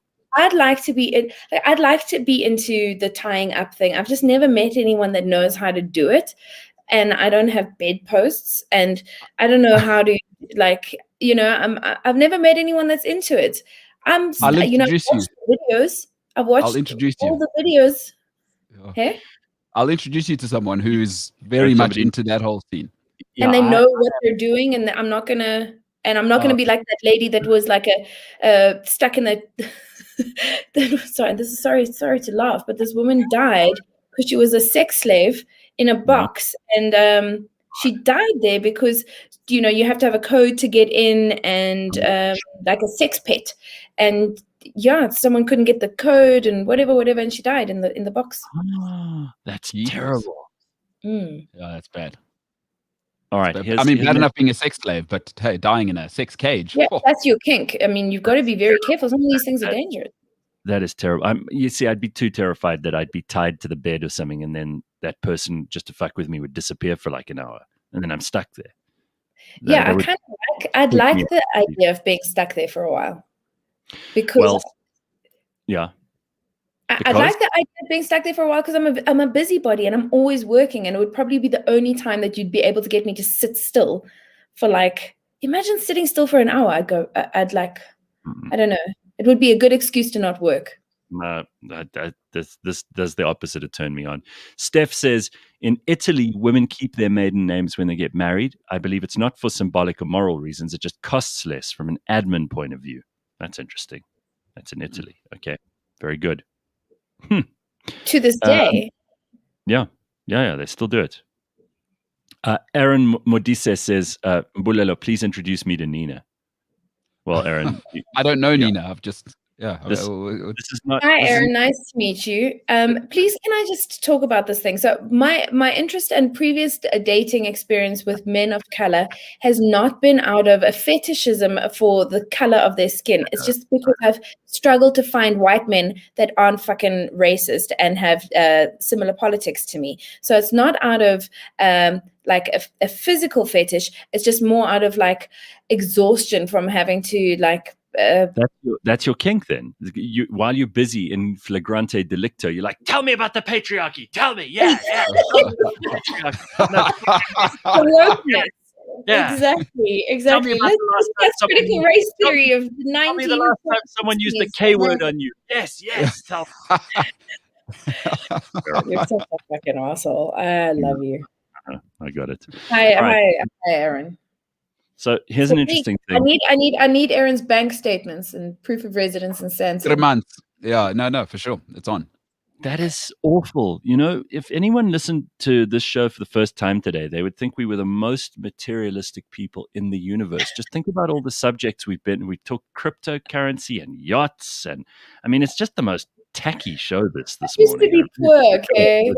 Yeah, I know, but still, it's horrible. So apparently, in Italy, you know, they've got the Euro 2020 going on at the moment, and in Italy, the people have been kissing each other nonstop. You know, Italians, they're very passionate people. And since we were talking about them just now and their surname change, apparently they've been kissing each other. So COVID is a worry again. It's the Lumsa variant. It's the Lumsa variant, correct. And in this case, that's the most appropriate name for it. Do you think we'll get back to that sometime soon? Because I think ultimately it has to happen. But really, I mean, I'm not saying like walking up to complete strangers and open mouth kissing them, but just yesterday we had a meeting at the office, and I don't think about this. So I'm not hugely aware of the fact that my usual response to meeting someone is to stick my hand out and say hi and shake their hand. I don't think about it very much. It's an automatic response, right? And I don't know how else to do it. And then there are these people who go in with the elbow, which is so weird. And then there are the people who stand like 6 feet from each other and they just wave. And then there are people who bow. And don't get me wrong. I've never liked the idea of physical contact with someone who I don't know, because I don't know where you've been and you might be very grubby. But that's just the convention for saying hello to people. And I didn't even think about it. And then afterwards, someone said to me, you shouldn't really shake hands. So what am I meant to do? Shake hands. It's literally there's the most recent episode of Rick and Morty that just dropped. Rick got this like announcement that there are these 3 planets that are about to die because there's like a meteor on the way that's about to kill the planet or whatever. So his theory is that everyone's going to start having sex, like crazy wild sex, because it's the end of the world, end of their worlds. So he gets into his spaceship with his granddaughter and he's like, come, let's go fuck the aliens. So because everyone's just going to be fucking and there's these orgies or whatever. And it's just this crazy wild orgy. I feel like I should be writing on that show, by the way. Like, I think that's my next pitch is going to be like, please, can I work on Rick and Morty? Anyway, so what happens is Rick falls in love with one of the aliens on the first planet, and that they'd made this pact. He'd made this pact with his granddaughter, like, we're not falling in love. We're just like, it's like hit and go, hit and run. We just, we're going to the next planet. And he like smuggles the like alien from the first planet to the second and third planet. And then to prove a point, his granddaughter like shoots the meteor down and stops the third planet from like dying. And this alien was like, she's like, no, she's only with you because she's trying to survive. And he's like, no, she loves me. She loves me. She really does. And she goes and like shoots the meteor down. The world survives. And she's like, bye-bye, Rick. And she wasn't in it for her own survival. And that comes back to your 100 million. Like, I feel like when you are with somebody for their survival and you're supporting their survival, I really feel like you should just get a heart of that shit, man. Yeah. It doesn't have to be complicated. Like, just leave people alone. Let them do their thing. And I think in the case of shaking hands, so if I'm doing something wrong by reaching out to shake your hand, you can always decide, hey, I'm not doing that because I'm worried about corona. But don't tell me not to make the gesture in the first place. Oh, is that what? Shake hands. Just shake people's hands. Who are these? Oh. What are we doing now? Come on, and man. What am I meant to do? This is the thing that I'm not sure of. Is like all these people, man. Why do we like we get to the point or sanitize, but we're not supposed to be shaking people's hands. I'm sure that a lot of people want to hug me, and I've had this problem since is that people hug me into their armpits. So I'm really grateful that doesn't happen anymore. It's really fucking disgusting. But if I saw you now, how would you greet me? I'd lick your face, Gareth, like this. No, see, nice. So what do we do with that? I mean, like some people go, oh, no, you shouldn't be doing any of that, Nina. Obviously, you're joking. But how would you, have you changed that? Like, for example, if you see someone... I elbow people. I just like, hi, elbow. And just, it started off as a joke and now it's kind of become a habit. And I'm okay with it. I've got a thing about germs as it is. I really don't enjoy touching people's hands. I'm always washing my hands, and I love this thing because I'm with you on this, Gareth. No, I don't want to have to touch your hand. I don't know if you're a clean person. Just before we get to Mark and talk a little bit about guns, and Dipiwe says a friend of his overdosed on Viagra and died on top of his mistress. The heart stopped and the wife had to come and identify him. Oh my God. Gee, exactly. My hair just did something. That is sensational. That's got to be the worst. The part of the wife identifying him. I mean, she has to go to this place where he was busy banging the mistress, and that's where the body is. Or did they take him to the morgue and she wasn't identified him there? Still obviously she knew. It's like, did he die with his dick up? Was he like, no, it's rigor mortis? No, it's the Viagra. Was he inside her when he died? That's the question. That's where actually. Well, surely she like wiggled out from underneath him. Yes, but if the moment of death was while he was in her, that's gonna scar her for life. I don't think anyone. She's gonna be ruined, right? There's no coming back from that. Every time she's gonna have sex, she's be like, "Oh, I've got this lethal pussy." I'm too scared. That should be the name of your next stand-up special. It's Lethal Pussy. That's amazing. Yeah. Imagine just like, killing men with your. Tell me about the eulogy, because something like that we all gonna know about. He was a great man. He was a father, a brother. He was phallic. He was large in the region below. I mean, like, how's the eulogy? Don't you dare! There'll be a Rakhadi who comes up unannounced as part of the funeral. She'll push her way onto the stage and she'll go, "Let me tell you about this guy. He had none of his children, and none of them died." In the history of South African television, that I think has got to be up there in my top 10. That came up during the thing was my favorite, absolute favorite. Do you have anyone that has your back like that, that would do that at your funeral? That's a good question. Oof. I think a lot of my friends would do that. I think I haven't left instructions, but I think most of them get the fact that if I had to die in some stupid way, that they must really make fun of me, that my whole funeral must be a mockery. Like if I get hit by a huge bus or something embarrassing, like, I get eaten by a crocodile or something, they've really got to make a huge fuss of that at the funeral. I don't want it to be some somber affair where they talk about what a great life I led and how, I was this upstanding citizen and, all these things that I did. I want them to say he's food. He ended his life as food for a crocodile, or he didn't look left, right, and right again. That kind of thing. Yeah, I don't know. I'm okay with anything. Just don't have my memorial at baseline. I'm okay with everything else. Fuck's sake. Like everybody that dies, that's like a semi-celebrity. They're like, where do we have it? Where should we? And then they have the memorial at baseline, Newtown, and it's like, no. Like have it at the golf course or something. I don't know. Like I just where would you want your memorial to be held? Where would I want it to be held? I don't know. Dipiwe's got answers to our questions, though. Yes to all the questions about him being inside of her when he died, and apparently she had to identify him at the scene. Holy crap! That's terrible. The wife. And was the other woman? Did she get squished by him? Did she survive? Yeah, was she under or over? Was she on top? Was it a different position? I mean, he would have had to be lying down. Otherwise, he would have fallen, right? For most of the positions, other than missionary, he would have fallen down. Zach says, I don't know. That part we haven't got. But Dipiwe, that was Richard Pryor when he described his dad's death. He said he came and went. Awesome. I love it. What a genius. Here's something interesting. Togozizi says, Uncle Cliff, please assist. On the 2nd of July, it was my birthday, so I asked my girlfriend to visit me.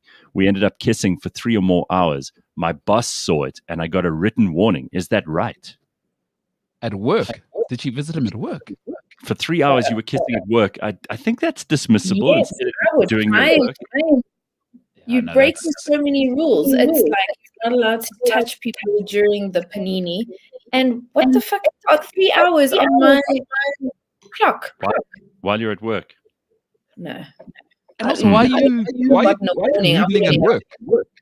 We have bedrooms for this. He said it was his birthday. Give him a break. I don't care if it's Jesus' birthday. Go canoodle at home. Well, even Beyonce Knowles agrees. Togozizi should be fired. Kissing is disgusting. Well, okay, Beyonce. Thanks very much. Something we didn't. Oh no, but that's Jay-Z's fault. Here's a great suggestion from Admin at your. If you get eaten by a crocodile, they should serve crocodile stew at your funeral to get the crocodile back. Yeah, I think that's a good idea. Yeah, that is very good. I like that a lot. All right. So let's get to Mark. I want to speak to him a little while ago. And Mark, just so that people know, you didn't give me any kind of special deal here. I paid for this just like all your other clients do.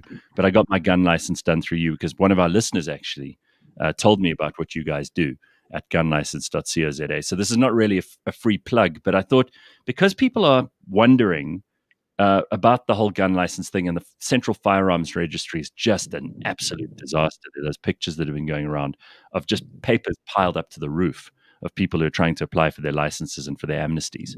So how's it going at the moment? Is business good because people are trying to get this stuff done, the paperwork done? So first of all, Gareth, thanks for having me on. So business is doing quite well at the moment, and I think that's because in South Africa at the moment, guns are essentially selling themselves. People license guns for I would say 3 major reasons. The first and foremost at the moment being self-defense. It's just the climate at the moment is such that people need these things. I mean, I need it. I would have personally been dead if I didn't have one. But what happened to you? You can't just let something like that slide. The cliffhanger. So basically, in this particular incident, I was driving from Somerset West, where I live, to Cape Town, and my car's water pipe burst, and I was basically stranded just after dark on the side of the N2, kind of like right in the middle of Khayelitsha. And basically 4 guys tried me. I don't know what the intentions were. They didn't get as far as that, but I mean, we hear stories about policemen dying there. They kill people every single day on the side of that road. That's not a great place to break down. There are only a few places in the world that I think are particularly bad, and that's one of them. Yeah. Yeah, 100%. Super lonely. I mean, even with a gun. But yeah, so basically, car broke down, and luckily we have a bit of training and whatnot, and the gun helps. So I saw the spotters come out, and they told me that they were going to send the hit squad out, usually about 100 meters behind, in someone's blind spot, because most people stay in their car when they're in that type of situation. Right. I saw them come out of the location fence, and they came up towards me. So that gave me a bit of time to essentially set a counter ambush for these guys. So I knew how their modus operandi works and whatnot. So they surrounded me. By the way, this is all news to me. I mean, I've never heard of like the spotters and the hit squad, and I mean, this is incredible. So you obviously. You're part of like some group of people who know these tactics. So, I mean, being in the industry, you surround yourself with a lot of these types of things. I mean, we hear about a lot of the crime, violent crime in particular that goes on that doesn't necessarily make the papers. So, we know how these guys operate. We know basically how it works. And I mean, we also do civilian defense training, where we basically teach you to be more proficient and confident and comfortable with your gun, and you're able to survive these. So you obviously managed to. They took one look at you, and then they saw this is not a guy we want to mess with today. So I mean, as you can see, I'm not a very dangerous looking guy. So I think they thought, oh, cool, free lunch today. And, so how did you resolve the situation? Did you fire a gun or what? So basically what happened was, after they surrounded me and I was telling them in the Queen's best English to leave me alone, which didn't work, when they got to within about 10 meters, I thought, okay, well, I have to do something. So I basically just shot in their direction, into the soft sand, so that I knew where that round would land up and it wouldn't hurt anyone else. In that situation, your life is in danger, because they apply what they call the reasonable man test. So would somebody else that fits and they break it down as a profile, a certain weight, height, background, training, that type of stuff. If somebody else would have been in that situation, what would they have done? And they take crime in the area and all of that. So part of having a gun is use it as an absolute last resort, and where you can, try and use minimum force. That's why I didn't shoot them at that point, but I needed to do something, so I shot in their direction and they scattered. The one guy did hang around though, so I had to shoot a little bit more at him. But and then the first cops rocked up after that. You didn't actually have to kill anybody, and they didn't try to kill you. They didn't get close enough. So listen, I mean, this is a harrowing situation, but I've often said, and it's an unpopular point of view to people who are absolutely anti-gun, but I've often thought, like, just as a deterrent, because we sometimes think about the worst case scenario in these sort of situations, but the deterrent value of a gun is enormous. I mean, even for a woman, and we have such high rates of women being murdered and raped in this country. If these rapists, who are mostly opportunists and mostly people who just think that women are not going to put up any resistance, if they even had an inkling that like 1 in every 3 women in this country actually had a gun, they'd probably be a lot more reticent to take advantage. Even if that gun never gets used, just its deterrent value is enormously high, right? Well, they say that an armed society is a polite society, and it's for that exact reason that you just stated now. If you as a criminal know that 1 in 3 or 1 in 5 or even 1 in 10 people have a gun, they know how to use it, you might consider, as a violent criminal, you might consider a new line of work, a line of work that isn't as dangerous. And yeah, I mean, I thought it was really stream of consciousness shit that I even brought that up. But the fact is, like, you do these licenses, and there are lots and lots of people who are trying to legally abide by these very, very onerous rules around firearm licenses. How expensive is it, and how long does it take, and how complicated is it for someone who's thinking about this? Maybe they've never had a gun before, and they thought, well, I'm not going to be someone who is in a situation where I need a gun and I don't have one. So I want to get the license. How complicated is that right now? Okay, so basically firearm licensing is a 3-step process. Step number 1 involves your proficiency training. Step number 2 involves applying for your competency certificate at the police, and then step number 3 is basically licensing each particular firearm that you purchase or inherit or whatever. So the first cost, and I'm just going to go on the assumption here that we just want a handgun. Sure. Right, so your very first payment when you pick up your training manuals is different academies charge different rates. We are 1,850 rand. So that includes everything. That's your books, that's your tests, that's the gun rental, the range fee, the ammunition, the whole shebang. And that also puts you in a class with us. With we have classes with only 3 students at the moment, and we have it 2 to 3 times a week. So it's a really nice personal environment. We encourage questions, so it's more of a workshop really. So that's really cool. So that's 1850, and then step number 2.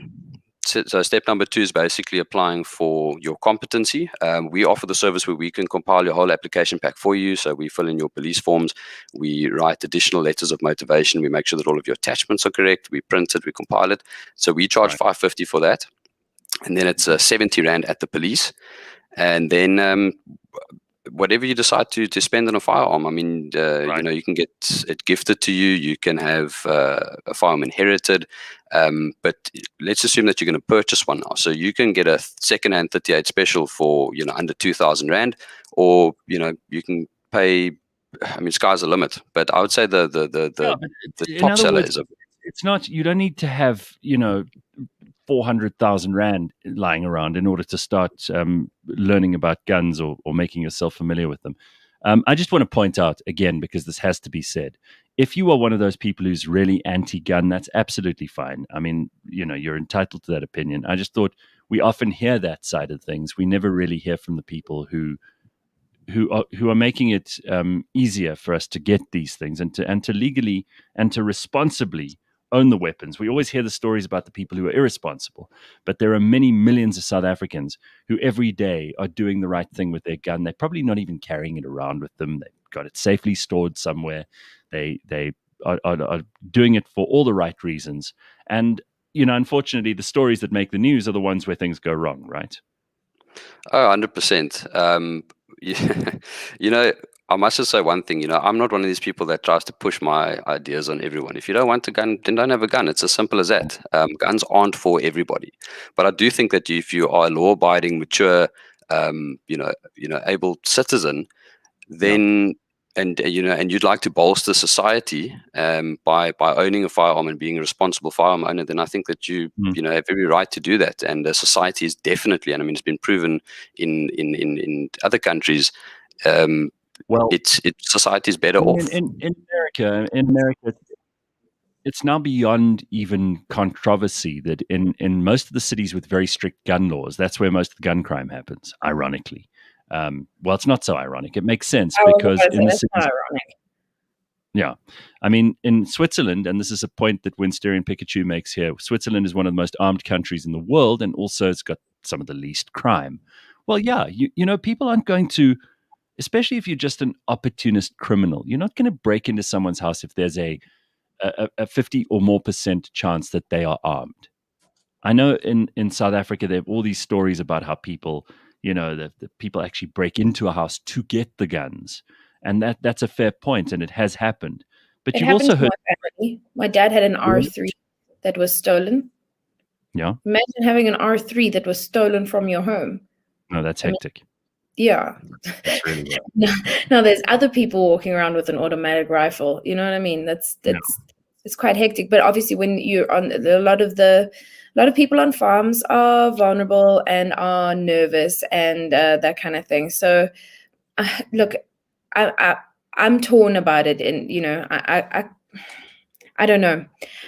I'm not a fan of guns existing because people die, but like. Well, that's genie's out of the bottle. We can't put guns. I know. That's hectic. Because I think I would shoot people. I really think I would shoot people.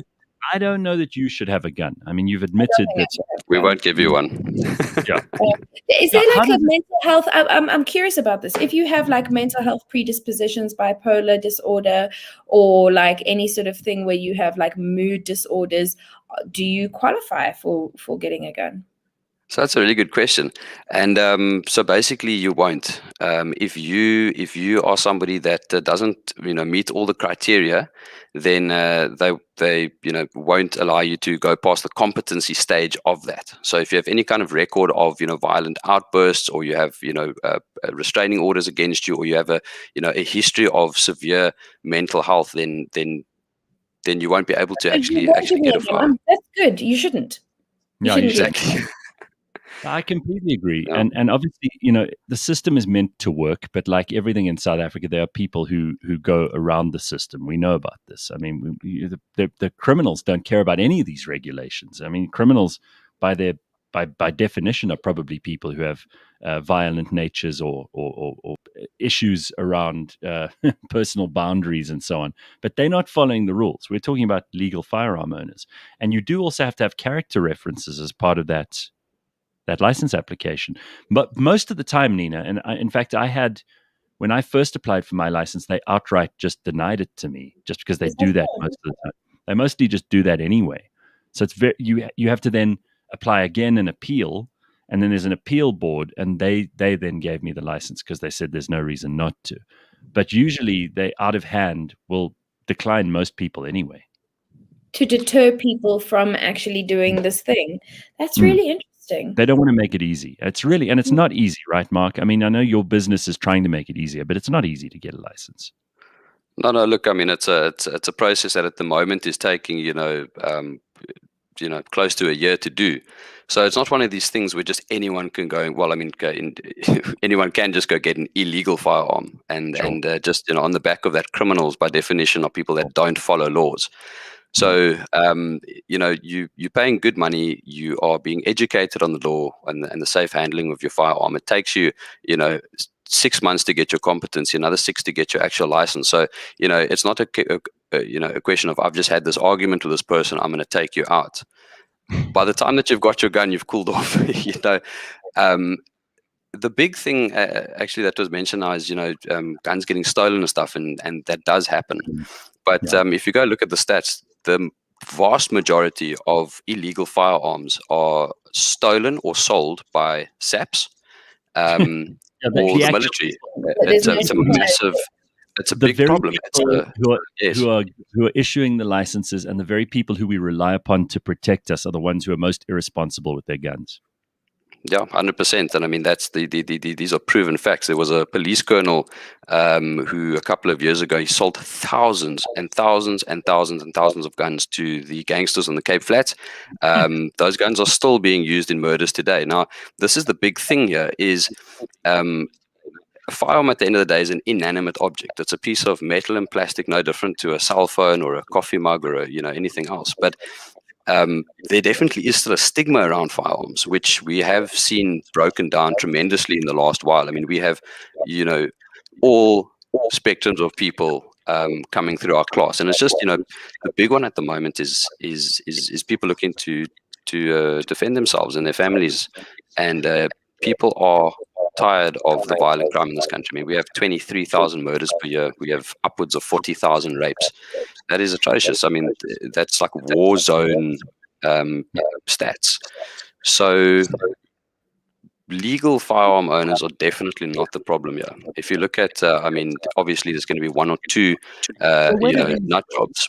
Where do these asshole organizations like Gun Free South Africa and people like that, where do they get into the argument? Because these people are not helping the situation at all. They're not exactly targeting illegal gun owners. And they say guns are the problem, kind of like what Nina intimated earlier, but they don't propose any real solutions. They think that somehow the police, who are clearly the biggest problem in this, are going to suddenly just reform overnight and become the guys who serve and protect and can arrive just after the criminals, which they never do. Yeah, big time. So a funny thing here is, I mean, you've got gun-free South Africa. You don't have knife-free South Africa or hammer-free South Africa or crowbar-free South Africa or flippin' broken bottle-free South Africa. It's always gun-free South Africa. And if you notice, whenever there is a big, terrible incident where somebody has killed upwards of 80 people by driving a truck into them, it's, oh my goodness, look at this terrible person. Look at what they've done. If somebody goes on a stabbing spree, look at this terrible person. Somebody blows somebody up. Look at this terrible person. Why, look what they've done. The second that somebody shoots someone, look at what the gun's done. So organizations like Gun Free South Africa, it's quite a funny one. And I mean, I don't know how much time you have. I'm going to try to keep this very, very short. But they have absolutely no grassroots following. No. They have, I think, a couple hundred people, following them. And I mean, a lot of these are gun owners. And they funded from very strange and nefarious overseas funders. It's bizarre how they even get their funding, because there are not a lot of people in South Africa who even belong to Gun Free South Africa. You can count them on probably two hands. And what's bizarre about them too is that they won't ever enter into any discussions. Like I've tried. We actually did a gun podcast on Cliff Central a couple of years ago with Martin Hood, who's one of the famous gun lawyers in South Africa. And Martin hosted the show. Didn't we try for, 3 months, we tried to get someone at Gun Free South Africa to just debate in a very friendly way. There wasn't going to be any antagonism. Just to come in and talk about their point. Not a word would they give. They have nothing to say about this. They will only issue press releases. Sorry? I said they didn't shoot their shots. Yeah. Hey, But I mean, we gave them a chance, and they just had nothing to say, which I thought was really, just that's the whole story if you want the story. So culturally, I don't know if you know this about like Serbian people. When there's like a wedding or a funeral or a New Year's or Christmas or any fucking occasion, we shoot guns, and it's just like in our culture. And also, if you just look at, I mean, I don't know. I grew up with those kinds of things. I grew up in homes where guns were available and things like that. And as I said, I'm scared because I know what they can do, but I know what they can do with me. But I think I'm just speculating here. And if I ever do get caught murdering someone, it's probably because I stabbed them. Because I just kind of feel like when I get like filled with rage, like I'm like, I want to stab you. I don't want to shoot you. Like you look like a stabber. I am a stabber. Do I look like a stabber? Yeah, like a little stabber. See it in your eyes.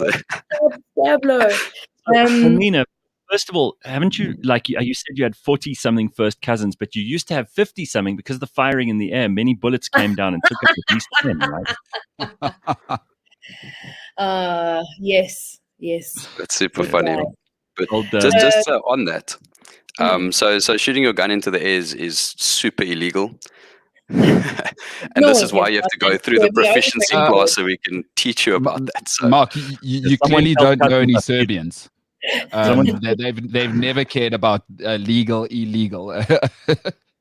But there are to make a fair point. People do die. I mean, it's an Arab thing too, like at weddings and celebrations, that they kind of shoot a rifle into the air, and sometimes those rounds do come down and kill people, and not even people at the wedding. There could be people at 3 properties down.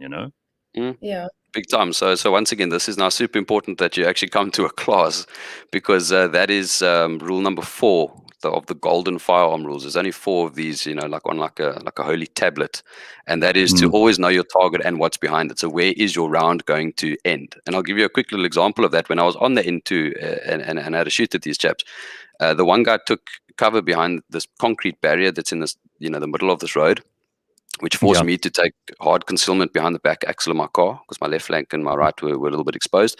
And I could have shot onto that barrier because he was trying to shoot back at me. But that would have meant that my bullet might have ricocheted into somebody else. Yeah. And I don't want to be the reason that a single mother isn't making, at home to her kids because she's had a ricochet in the chest. So you always have to be 100% sure where that thing is going to end up. This is another so no shooting in there.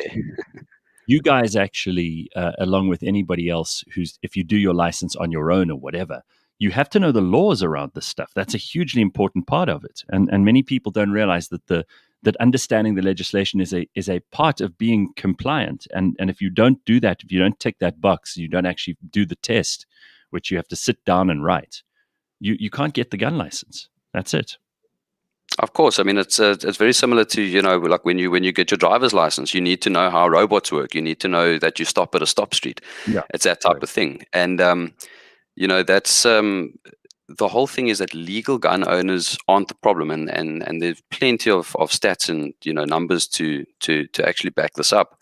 I just want to touch on the gun-free South Africa thing, and you mentioned a very interesting thing now is how they funded and all of this. So they're actually funded by a chap called George Soros. Now he has had a hand in disarming a couple of countries, one of them being Venezuela, and we all know what's going on there. They're being shot by their own government. They're being, you know, ridden over with tanks because, you know, firearms actually got pulled, you know, from the civilian population. I mean, it's happened throughout history. Whenever there's a gross government overreach, a genocide, these types of things, what happens first? They take the guns. They take your only effective means to defend yourself. Interestingly, I mean, that's something people don't know, is that Hitler, one of his first moves when the Nazis came into power was to disarm ordinary citizens. So that he because could do guns are bad, right? Yeah. So whether it's a left-wing authoritarian government or a right-wing authoritarian government, they all are on the same page when it comes to guns. They're like, nah, we don't want the people to have guns. And then, by the way, Mbulelo, you brought up something the other day that Joe Biden actually mentioned. He's like, well, how are you going to use your little rifle against me and my nuclear weapons if I decide to nuke you, for example? And the fact is, what's that? I was whispering like Joe Biden. Well, the answer, Mbulelo, is Afghanistan, right? I mean, America and Russia, the two nuclear superpowers of the 1970s, both tried to take Afghanistan, and they're still trying to get that place under control. And you know what? All it takes is a couple of grumpy people with some Kalashnikovs, and you have a serious problem, no matter how big you are as a superpower, how great your military is, or how many drones you have. Trust me, a couple of grumbling mercenaries can make your life absolute hell and can cost you many, many years and many millions of dollars, billions even of dollars. And that's why civilians who have guns are a deterrent to governments. You know, governments always get overmighty and they start thinking they can make rules about everything. And if you look at how our governments in this country have made bizarre and bullshit rules about Woolworths chickens, for example. Now, if they know that they can only push the envelope so far and that there are certain people who will just stop obeying the law, then they're going to behave themselves largely. And that's an important thing to remember. Definitely. Another thing just on that, you know, arbitrary rules and whatnot, something that I definitely have to mention is there's actually a proposed, you know, draft amendment bill that has once again reared its ugly head. Now, this is like the fourth time in the last 10 years that they're trying this. Each time it gets shot down because it's just so nonsensical. But so we don't see it going through, but it's super, super important that we do stand up, you know, as South Africans and say, hey, listen, we're not going to be, you know, stood on like this. So, you know, a lot of the info is available on the Dear South Africa public participation forum. I think it's I've actually got it. It's dearsouthaafrica.co.za/firearms control 2021. So I've got to say at that point, Mark, because we mentioned this before, but actually when Becky Cele had to admit what the responses have been to that, he was kind of red-faced because it's been very embarrassing. They haven't put up a good argument. They're always trying to do this. They try every time thinking they can just sneak it past. But it seems that people are pretty vigilant about these things. And you know what? I don't care if you have a gun or not, and if you want a gun or not. Or Nina, you know, in your case, like I totally respect that you don't like the idea of guns, and if you can keep them out of your life, God bless you. But there are many people who consider a gun like most people consider a hockey stick. It's part of what they do for fun. You know, if you kick a soccer ball around, some people go shooting at the range on a Sunday, and that's what they love to do. And these are not necessarily dangerous people just because they do things with dangerous in inverted commas, articles or devices. And I think we've all got to be pleased that we live in a country where we're still able to make those decisions to to at the far end of what's possible, be able to defend yourself.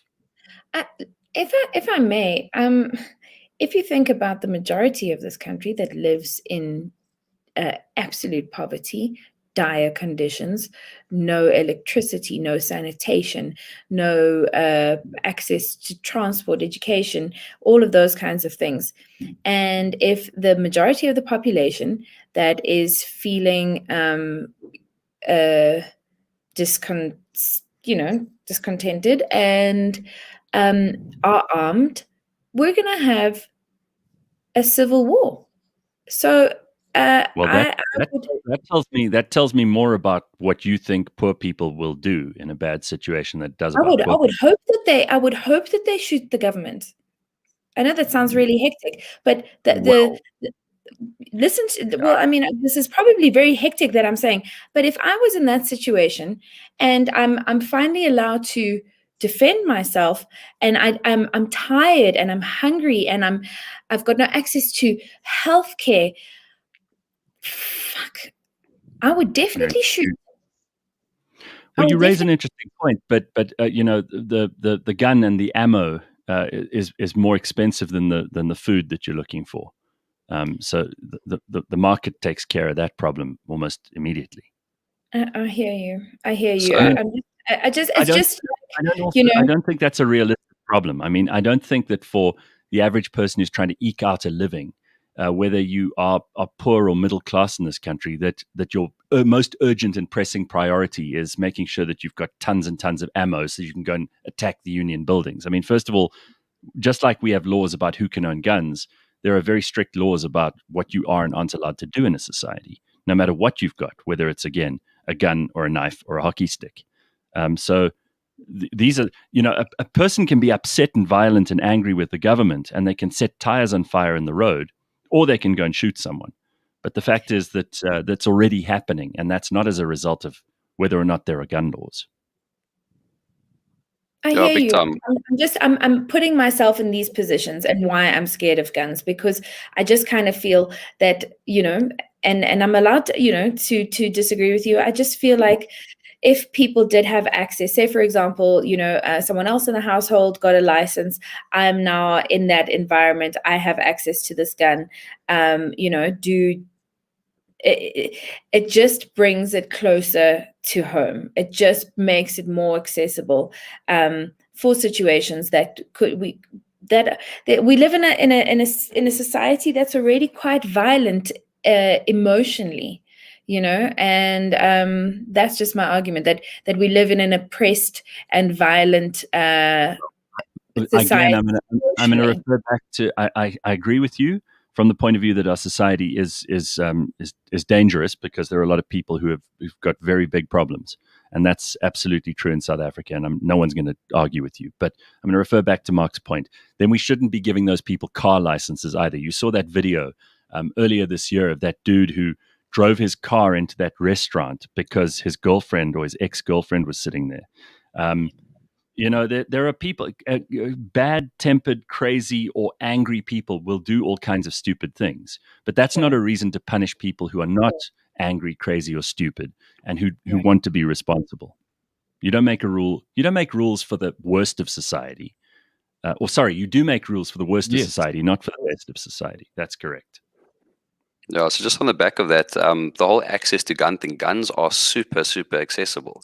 There are thousands and thousands and thousands of unlicensed guns in criminal hands at the moment. So if you want to get a gun, you can get a gun. If you had to give me 1,000 rand, I could basically bring back an illegal gun. But I don't do that because, I'm a law-abiding citizen. I go through the right processes and whatnot. So the access to guns is not the problem. And by making it harder for people that want to do it the right way, the legal way, learn about the law, get the correct qualifications. Sorry? You're punishing the wrong people then. Yeah, basically. I mean, it's like saying, listen, to stop drunk driving, sober drivers are also now not allowed on the roads. But I must say, Nina, I fully understand and I can appreciate your point of view. I know lots of people with the same point, and I'm once again, I'm not one of these people that says everyone needs a gun and everyone needs to think the way that we do. Not at all. But when, for example, now you get a gun in the home, first of all, you need to tick all of the boxes. You need to be mentally sound. You have to be, no criminal record. You can't just let anyone access it. Listen, guys, I'm sorry. I'm going to have to call this to an end because we're already after this 8 o'clock this morning, and we've all got stuff to do, and cool. So do the people who are listening and watching the show. So, Nina, so good to have you on. I'm sorry we ended on a serious note like this, but I thought it was important to talk about this stuff. Listen, I'll meet you guys at the gun range, and we can do this under.